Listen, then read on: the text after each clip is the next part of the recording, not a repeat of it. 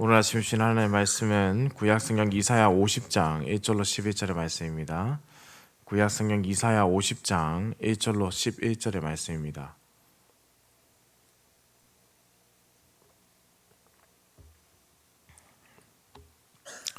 함께 한 목소리로 합독해서 읽겠습니다. 나 여호와가 이같이 말하노라. 내가 너희의 어미를 내보낸 이혼 증서가 어디 있느냐? 내가 어느 체주에게 너희를 팔았느냐? 보라, 너희는 너희 죄악으로 말미암아 팔렸고 너희의 어미는 너희의 배역함으로 말미암아 내보냄을 받았느니라. 내가 왔어도 사람이 없었으며 내가 불러도 대답하는 자가 없었음은 어찌 됨이냐? 내 손이 어찌 짧아 구속하지 못하겠느냐? 내게 어찌 건질 능력이 없겠느냐? 보라, 내가 꾸짖어 바다를 마르게 하며 강들을 사막이 되게 하며 물이 없어졌으므로 그 물고기들이 악취를 내며 갈아여 죽으리라. 내가 흑암으로 하늘을 입히며 굵은 배로 덮느니라. 주 여호와께서 학자들의 혀를 내게 주사 나로 공고한 자를 말로 어떻게 도와줄 줄을 알게 하시고 아침마다 깨우치시되 나의 귀를 깨우치사 학자들 같이 알아듣게 하시도다. 주 여호와께서 나의 귀를 여셨으므로 내가 거역하지도 아니하며 뒤로 물러가지도 아니하며 나를 때리는 자들에게 내 등을 맡기며 나의 수염을 뽑는 자들에게 나의 뺨을 맡기며 모욕과 침뱉음을 당하여도 내 얼굴을 가리지 아니하였느니라.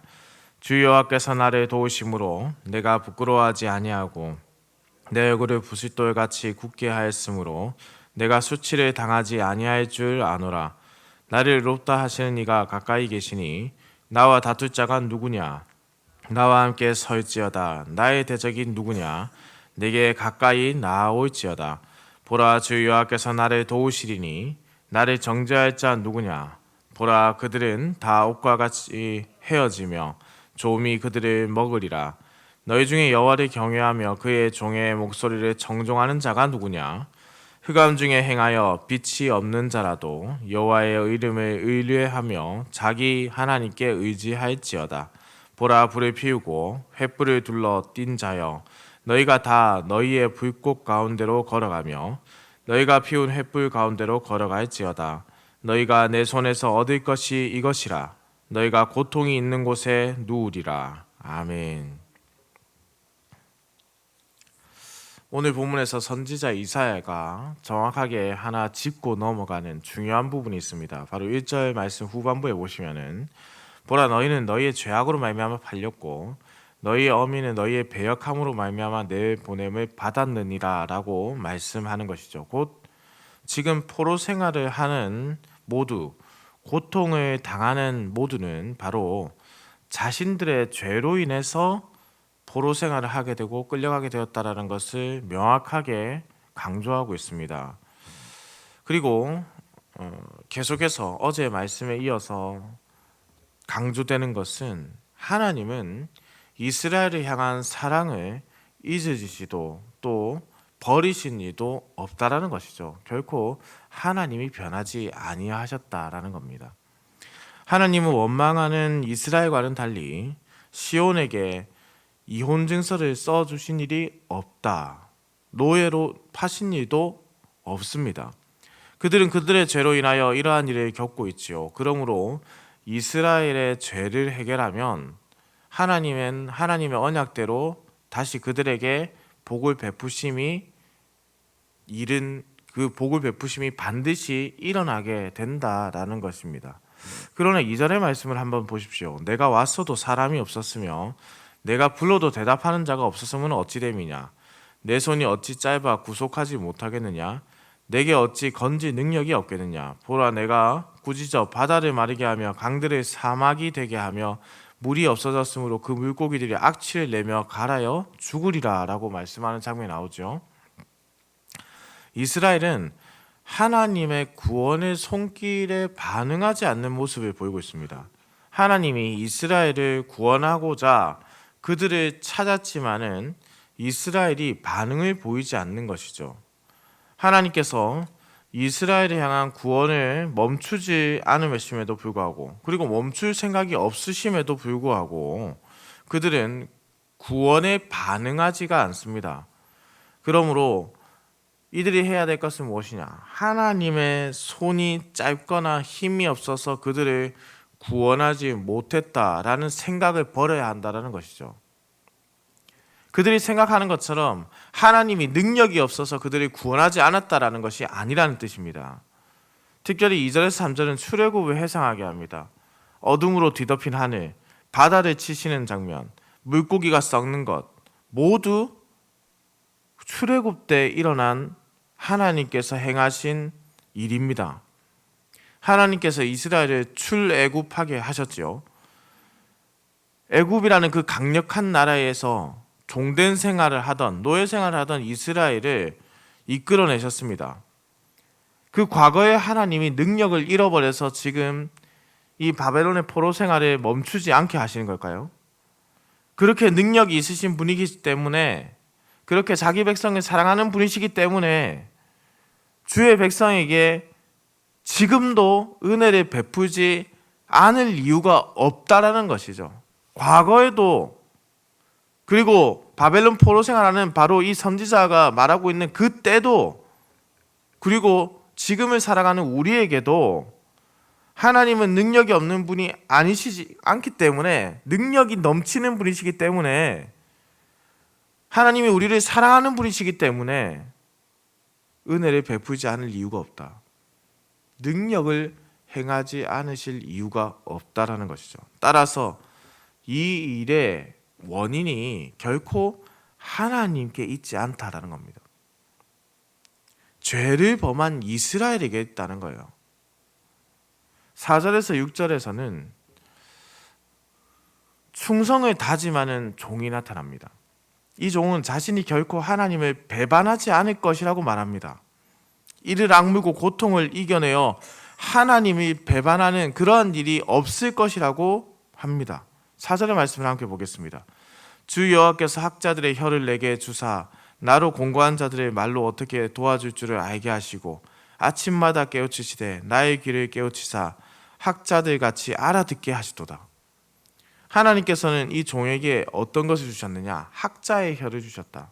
곧 종이 하나님의 훈련을 받은 제자라는 것을 기록하고 있죠. 따라서 종이 지금 선포하는 것은 자신의 생각, 자신의 판단이 아니라 바로 하나님께 듣고 받은 바로 그 가르침입니다. 하나님의 말씀이죠. 그렇다면 이 종은 하나님과 매우 밀접한 관계에서 가능한 지식과 가르침의 사역을 해야 한다. 스스로 하는 것이 아니라 하나님과 매우 밀접한 관계가 돼 있어야 한다. 또한 종의 사역은 궁핍한 자를 돕는 것이죠. 하나님의 말씀을 배우고 깨닫는 자가 바로 이러한 일에 사용되어야 한다는 것입니다. 하나님의 말씀을 듣고 깨달은 자는 결국 남을 치유하고 세우는 사역을 해야 합니다. 말씀을 자기 혼자만 간직하는 것이 아니라 은혜를 흘러가게 하는 것이죠. 그것이 하나님께서 하나님의 말씀을 깨닫게 한 그 자를 통해서 행하고 싶으신 일입니다. 동시에 하나님은 종의 귀를 열어주셨습니다. 듣는다는 것은요, 사실 듣는 데서 끝나는 것이 아니라 순종으로 연결되는 것이죠. 종은 하나님의 가르침에 모든 신경을 기울이고 순종합니다. 하나님께서 종의 귀를 여시니 종은 두 가지 결단을 내리고 그것을 자신의 삶에서 추구하죠. 먼저는 거역하지 않습니다. 이 표현은 그 사람의 마음의 상태를 의미하죠. 다음으로는 뒤로 물러가지도 않습니다. 이는 외적인 행동을 의미하죠. 그러므로 이 두 표현은 종의 의지와 행동이 하나님의 뜻에 합당하게 이루어진다라는 것을 의미합니다. 주인이 물을 떠달라라고 이야기했는데 그 말을 거역하지 않는 것은 마음으로써 시행하는 것이죠. 그리고 물을 떠달라고 했을 때 도망치지 않고 가져다 드리는 것은 바로 외적인 행동으로 나타나는 순종이라는 겁니다. 이 두 가지가 같이 일어나야 한다. 하나님의 뜻에 맞게 이 두 가지가 함께 일어나는 것이 바로 종의 귀가 열려서 순종하게 되는 자세입니다. 그러나 이 종은 6절에서 인간들에게 당할 순환이 매우 심각한 수준에 이를 것을 보여줍니다. 하지만 하나님의 제자인 종이 인간들의 갖은 수모와 멸시를 당하면서도 하나님을 의지하는 신앙을 다시 한번 확인합니다. 하나님께서 내 편이신데 감히 누가 나를 대적할 수 있는가? 여호와께서 나를 인정하셨으니 누가 나를 정죄할 수 있는가? 이러한 확고한 신념이 있는 자가 바로 하나님의 종이라는 사람들입니다. 종을 비난하고 반대하는 자들은 모두 그래서 허망한 종말을 맞이할 뿐이죠. 10절에서 11절 말씀을 함께 보겠습니다. 너희 중에 여호와를 경외하며 그의 종의 목소리를 청종하는 자가 누구냐? 흑암 중에 행하여 빛이 없는 자라도 여호와의 이름을 의뢰하며 자기 하나님께 의지할지어다. 보라, 불을 피우고 횃불을 둘러 띈 자여, 너희가 다 너희의 불꽃 가운데로 걸어가며 너희가 피운 횃불 가운데로 걸어갈지어다. 너희가 내 손에서 얻을 것이 이것이라. 너희가 고통이 있는 곳에 누우리라. 사랑하는 훈덕 향상교회 성도님들, 선지자 이사야의 권면을 듣는 자들을 두고 여호와를 경외하는 자, 종에게 순종하는 자, 어둠 속을 걷는 자, 빛이 없는 자라고 묘사하고 있죠. 매우 어려운 상황에서 그럼에도 불구하고 이미 여호와를 계속해서 의지해 오던 자들에게 선포된 메시지입니다. 악한 자들은 그들의 마음에 자기 중심적인 노력으로 인해서 하나님의 심판을 받게 되겠죠. 이것이 그토록 자신들이 지켜왔던, 이루고자 했던 업적의 결과입니다. 인간이 스스로 의롭다고 해봐야 결국 스스로 불을 피우고 그 불에 삼키움을 당할 뿐이라는 것이죠. 그러니 사랑하는 성도님들, 우리는 이 말씀을 우리가 좀 잘 받았으면 좋겠습니다. 주의 종은 어떠한 자들입니까? 주의 말씀을 배운 자들입니다. 주의 말씀을 따라 살아가는 자들의 주의 종이라고 합니다. 종은 주인의 관심과 마음에 항상 눈을 향하고 있습니다. 그 자세가 순종의 시발점이죠. 그럼에도 하나님은 이들 스스로 할 수 없는 것들, 스스로 절대 할 수 없는 것들을 가르치시고 깨닫게 하십니다. 우리가 스스로 할 수 없는 것들을 알게 하시고 그것을 깨닫게 하신다. 그것이 계시라고 표현되는 은혜이죠. 세상의 사람들은 그저 자신들이 피운 것을 아름다운 것이라 생각하죠. 그러나 그것이 결국 큰 불이 되어 자신들을 뒤덮게 될 함정임을 전혀 깨닫지 못한 채 그렇게 불을 피우며 끝을 향해 달려갑니다. 그러나 우리는 그렇게 살아가는 자들이 어떠한 결과를 맞이해야 할 줄 잘 알지요. 이 알게 되는 것이 하나님의 은혜라는 뜻입니다. 이 은혜를 결코 잊지 마십시오. 우리는 일의 결국을 다 알고 있는 사람들입니다. 하나님 없이 성취하고 이루고자 했던 자들이 결국 그것이 자신들에게 도구로 찾아올 것을 알지 못한 채 절벽을 향해 뛰어가는 자들과도 같지요. 그러나 우리는 그렇지 않습니다.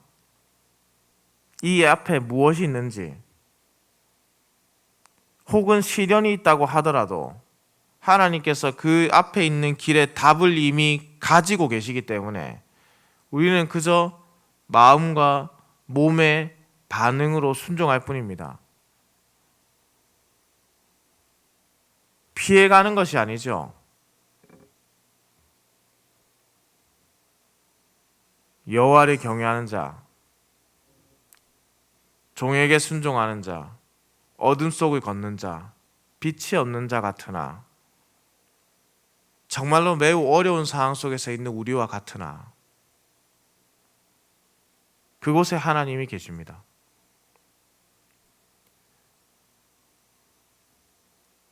아무도 없는 것 같은, 칠과 같은 어둠 속을 걷는 것 같이 느껴지는 그 순간에도 종은 말씀하신 곳을 걸어갈 뿐입니다. 내가 판단하지 않고 오직 주인이신 하나님의 말씀에 근거해서 주인의 관심과 주인의 마음이 어디 있는지를 깨달아서 간다라는 것이죠. 사랑하는 성도님들, 이것이 눈앞에 있는 환난을 맞이하는 자들의 모습입니다.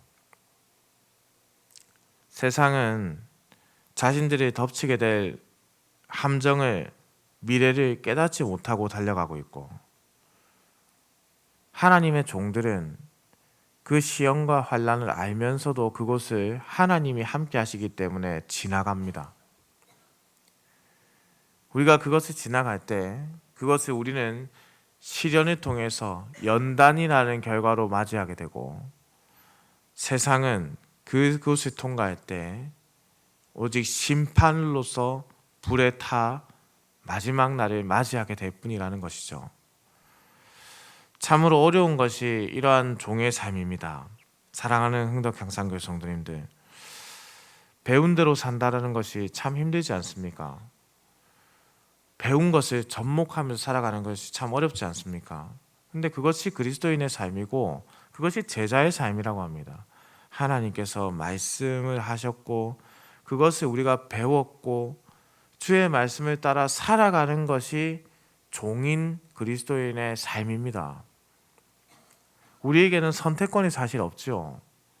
말씀하신 대로 살아가야 한다라는 딱 그 하나의 길만 있을 뿐입니다. 그것이 생명의 길임을 알기 때문에, 멸망의 길이 아님을 알기 때문에 우리가 가는 겁니다. 그러나 걱정하지 마십시오. 그 어떤 순간에도 하나님은 우리 홀로 걸어가게 하지 않으신다라는 거죠.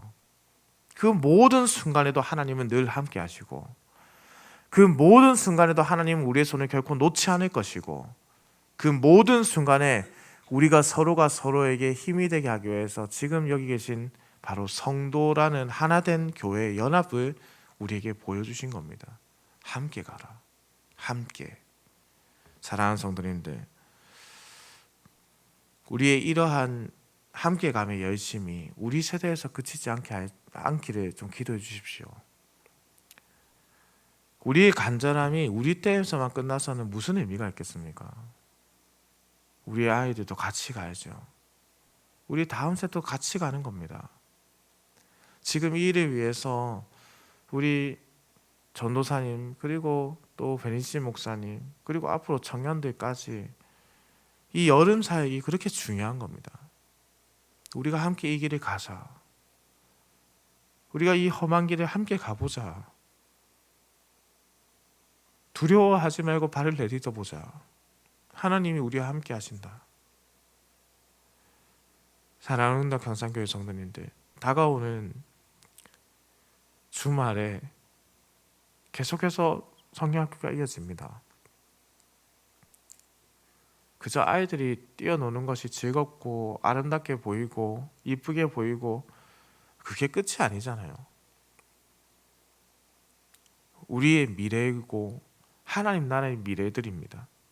그 미래가 정말로 바르게 커야죠. 함께 가야 합니다. 그 신앙을 버리지 않기 위해서 우리가 좀 함께 좀 기도해 주셨으면 좋겠습니다.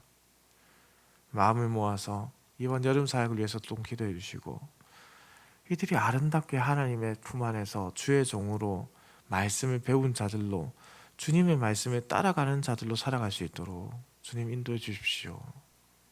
좀 우리가 함께 기도하고 우리 다음 세대들에게도 그러한 제자의 삶이 나타나게 되기를 우리 주님의 이름으로 축원합니다. 기도하겠습니다. 사랑과 은혜가 풍성하시며 인간의 생사복을 주관하시는 만물의 주제이시고 천지를 다스리시는 하나님 아버지, 생명의 하루를 우리에게 허락하시고 이렇게 아침을 깨워 주의 전으로 불러주시니 감사와 찬송을 올려드립니다. 하나님, 우리에게 오늘 주신 이 생명의 하루를 결코 헛되이 사용하지 않게 하시고 하나님의 기쁨이 되도록 하나님의 뜻 가운데 살아가게 하여 주옵소서.